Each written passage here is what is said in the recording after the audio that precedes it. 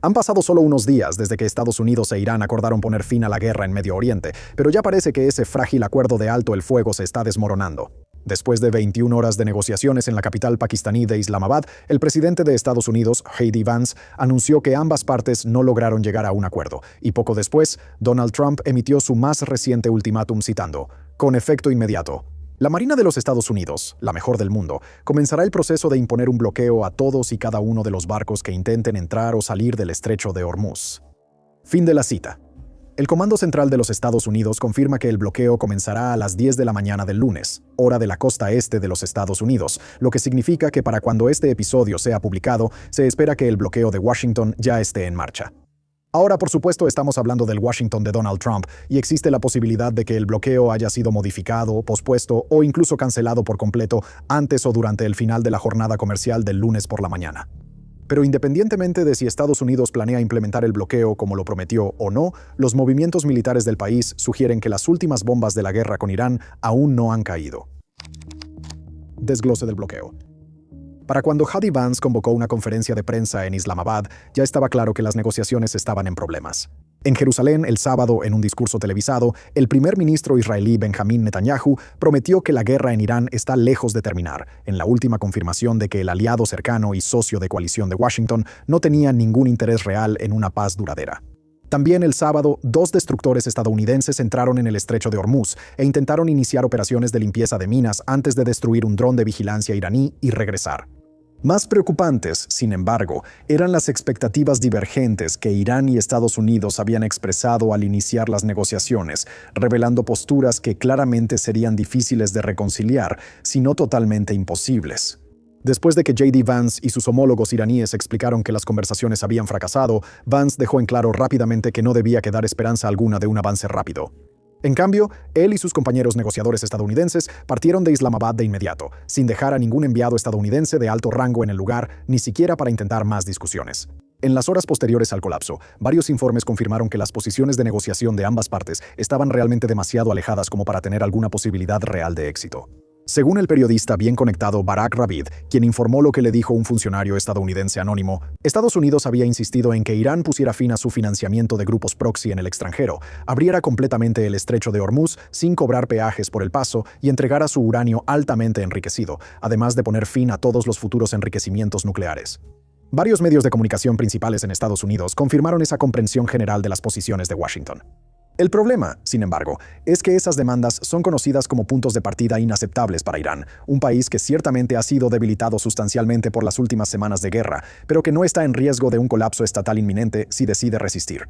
Por todo eso, lo que indicaría que tanto Estados Unidos como Irán se acercan a las negociaciones de manera seria, Estados Unidos llegó con unos 300 funcionarios como parte de su delegación, incluyendo al vicepresidente, mientras que la delegación de Irán requirió 2 aviones llenos de su propio personal diplomático. Pero después de que un proceso mucho menos completo en la década de 2010 tomó 2 años completos para lograr el antiguo acuerdo nuclear con Irán, era extraordinariamente improbable que Washington e Irán pudieran haber encontrado acuerdos partiendo de posiciones tan radicalmente diferentes en menos de 24 horas.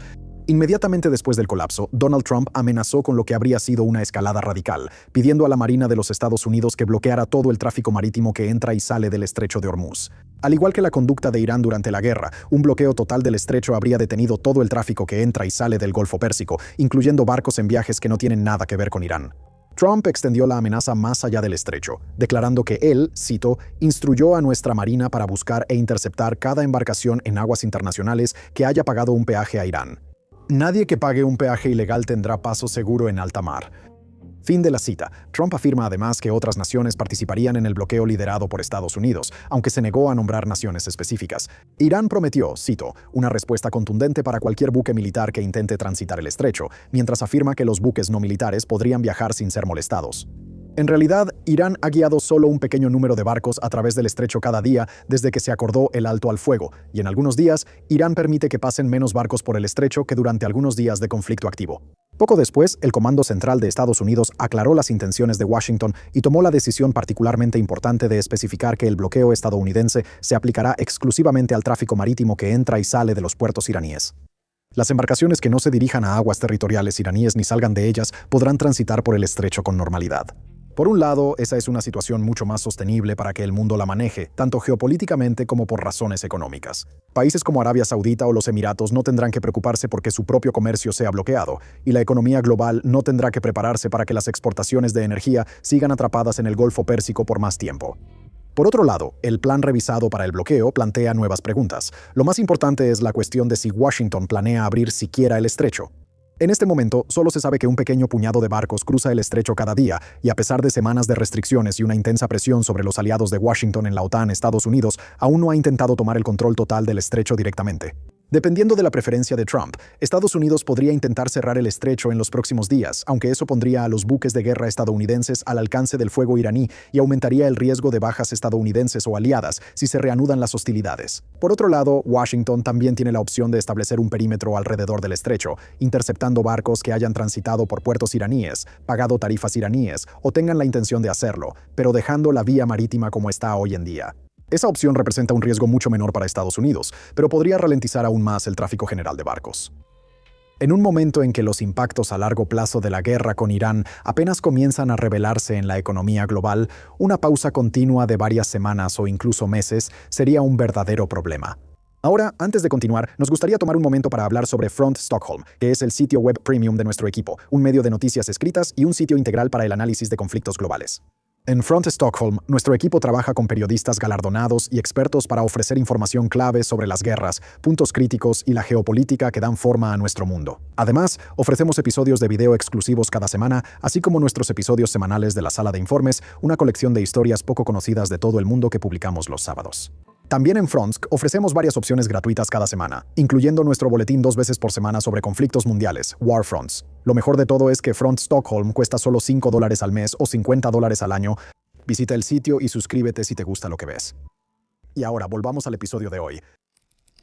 De vuelta a la guerra. Durante el fin de semana, Donald Trump dejó en claro que un nuevo bloqueo estadounidense del estrecho de Hormuz tomará algo de tiempo, y eso plantea una pregunta igualmente importante. ¿Qué sucede mientras tanto? Hasta ahora, el fuego expirará el 22 de abril a menos que pueda extenderse o ser reemplazado por un acuerdo más permanente antes de que llegue la fecha límite. Trump ya ha especificado que tomará algo de tiempo para que Estados Unidos implemente un bloqueo total. Y con la Guardia Revolucionaria de Irán advirtiendo que los buques militares que se acerquen al estrecho serán considerados una violación del alto el fuego, puede que a Estados Unidos le tome bastante tiempo reunir los recursos navales necesarios para avanzar hacia la boca del propio estrecho. Aunque Estados Unidos ha desplegado un considerable poder naval en Medio Oriente para este conflicto, esos barcos están dispersos por el Mar Arábigo, el Mar Rojo y el Mar Mediterráneo. Y los expertos navales han sugerido constantemente que el intento de Trump de obtener apoyo de los aliados de la OTAN puede ser resultado de los desafíos que enfrenta Washington para dedicar aún más de sus fuerzas a Medio Oriente de lo que ya ha hecho. Sin embargo, según el Wall Street Journal, Trump puede que en realidad no planee esperar lo suficiente para abordar esos problemas. En cambio, según fuentes que hablaron con el diario, Trump está considerando un regreso limitado a ataques militares en Irán, con una pequeña posibilidad de que incluso ordene volver a la campaña de bombardeos a gran escala de las últimas semanas. En su publicación en redes sociales después de la negociación, Trump lo admitió, afirmando que Estados Unidos estaba preparado para, cito, acabar con Irán si la situación lo exigía. Dada la disposición previa de Trump para atacar Irán durante negociaciones en múltiples ocasiones, existe una posibilidad significativa de que Estados Unidos pueda volver a realizar ataques sin previo aviso, incluso mientras el acuerdo de alto el fuego temporal sigue técnicamente vigente. Trump también ha sugerido ataques contra la infraestructura energética iraní, en línea con las amenazas que hizo justo antes de que se acordara el actual alto el fuego. Pero en este momento no está claro que una nueva campaña aérea lleve a algún cambio en la postura de negociación de Irán. Fuentes internas en Teherán que han hablado con la prensa internacional han sugerido de manera constante que existe una división entre el liderazgo civil de Irán y el liderazgo del cuerpo de la Guardia Revolucionaria. El liderazgo civil está presionando fuertemente por un alto al fuego prolongado o idealmente un acuerdo de paz integral, pero el sector militar no cree que un acuerdo valga la pena y está más interesado en lograr los objetivos de Irán por la fuerza. En este momento, al liderazgo civil se le ha dado la oportunidad de hacer las cosas a su manera, con la aprobación a regañadientes de la Guardia Revolucionaria Islámica. Pero si las negociaciones fracasan y Estados Unidos regresa repentinamente a las operaciones militares, corre el riesgo de validar la creencia de las Fuerzas Armadas iraníes de que las negociaciones son inútiles. Además, las medidas que Donald Trump está considerando, desde ataques a la infraestructura energética y civil iraní hasta un bloqueo del estrecho de Hormuz, causarían graves daños económicos. Pero ese daño tardará meses en manifestarse por completo. El régimen iraní no enfrenta ningún riesgo verdaderamente inminente de colapso y claramente cree que está en una batalla de tolerancia al dolor contra Estados Unidos, donde Donald Trump y sus aliados políticos son muy reacios a aceptar o incluso reconocer pérdidas o retrocesos.